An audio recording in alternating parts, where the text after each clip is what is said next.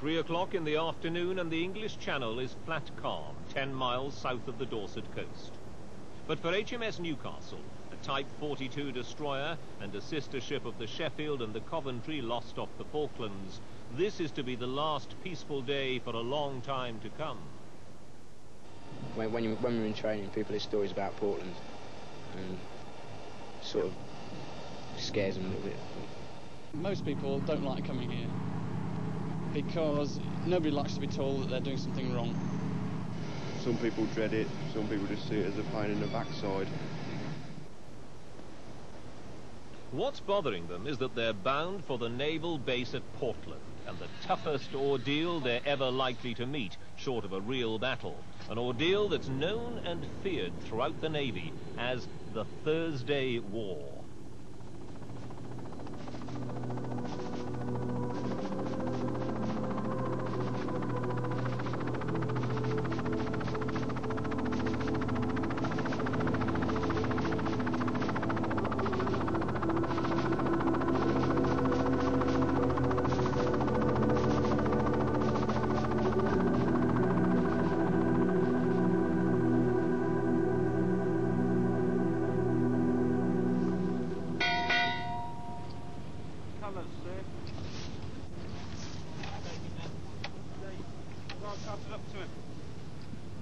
This small group of people on a Portland Harbour tug is the cause of all the worry.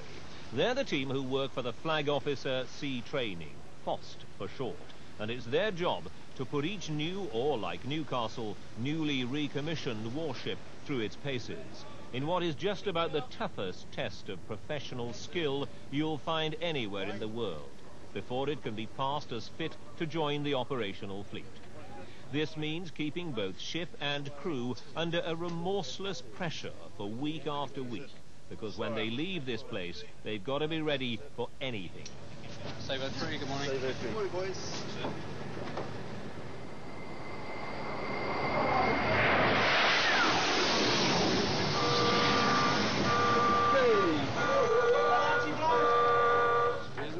Newcastle and her crew will have to beat off attacks by enemy aircraft, submarines and missiles.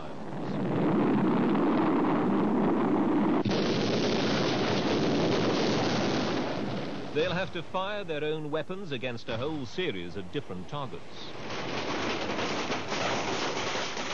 They'll have to put down riots. They'll have to cope with civil disasters like landslides or earthquakes. And every Thursday during the course, they'll have to fight a full-scale war, right down to keeping the ship afloat when she's been hit by missiles or set on fire by incendiaries. All the time, everything the men do will be carefully checked to make sure it's being done properly, down to the smallest detail.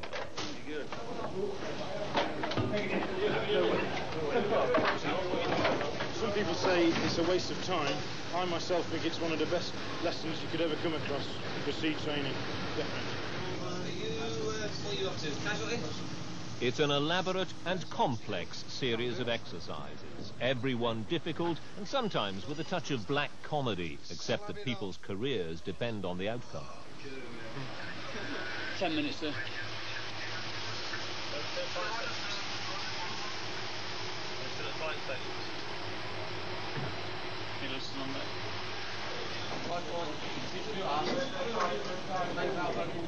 Get these initial reports out, fellas. Come on, let's get a move on. This is my job, my profession, and I'm being critically analysed to make sure I'm up to the right standard. Most people know that somebody has to set the standard. As I said, it's the attitude. If you're prepared to be told you're doing something wrong and correct it, it's no problem. In fact, most of the problems that do occur aren't part of the ship's normal routine at all. They're hidden in the more unusual emergencies. There are parts of Portland that you'd never come in contact with again once you leave it. But obviously there are the bits that you will come across in the career. Newcastle. I hope Portland can actually make me a better HC, more experienced, and react a lot quicker to aircraft emergencies. Part of the concept is to put them under a certain amount of pressure so that we see how they respond to fatigue and tiredness, to see how they respond to certain degrees of tenseness and stretch. I write reports on those that do particularly well or particularly badly, and then obviously depending on how well or badly they do, it's obviously going to affect their future careers in some way or other, I would suspect. All the time, the team of experts from the FOST organisation are there watching. And if the ship's company seem to be coping too successfully, then FOST aren't above adding to the pressure by throwing a spanner in the works and lighting the odd fire. Because a real war would be full of the unexpected, a challenge which Newcastle's captain Rob Davis is very aware of. If FOST think that you're doing too well, that you're doing absolutely top lines, and they will pull people out to make sure that you start to trip up and then accommodate that problem. We sometimes think that the Met Office puts a large black cloud over Portland. It's viewed with trepidation by a lot of people, and rightly so. It is a great deal of hard work. Most of my team on board here will work on average about an 18 or 19-hour day, from Monday through till Saturday, for the whole 6 weeks. So they get very tired. They are looked at very closely, and this place has absolute standards. There are no excuses. The fact that the kit doesn't work is no excuse. You have to get it working, and you have to get all your procedures right. So people are rather scared of coming here because they know that they are going to be exposed, that they're going to be criticised. But it's the only way to actually achieve the right standard. And the standards at Portland are indeed absolute, not just for British ships, but for NATO warships from Holland, Belgium and West Germany too. And everything that Newcastle does, or for that matter every member of her crew, will be given one of 7 grades, ranging from unacceptable to very good. Anything below a satisfactory is a black mark for the man or for the ship. And if she finishes the course with a final grading below satisfactory, then everyone aboard knows only too well that she and they will have to go through the whole course all over again.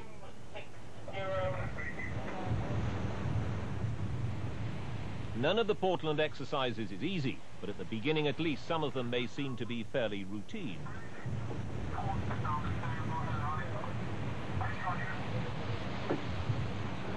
One and a half cables.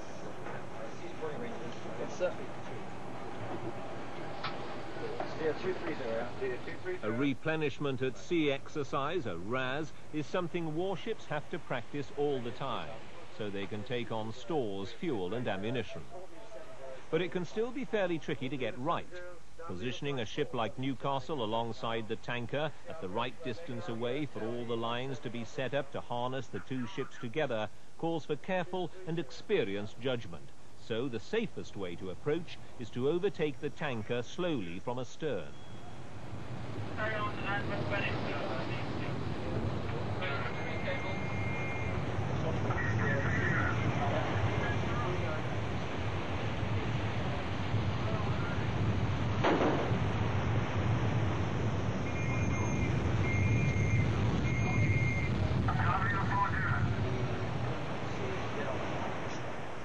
One by one, the lines are set up linking Newcastle to the tanker in a complex but fragile harness. From now on, they'll have to act in close cooperation, with messages being passed to and fro between them with signal bats. And that comes down to one man in particular. I basically give the signals with bats, because it's up to you to give the signals. There's nobody there to tell you what signals to give. You just have to listen out and then tell them, like, heave in a rope, let out a rope, stop heaving, start pumping fuel, stop it.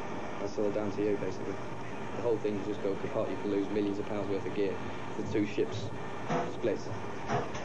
You don't give the correct signal to let everything go. The stuff's still there. You've lost it all. 1205 at Portland 1.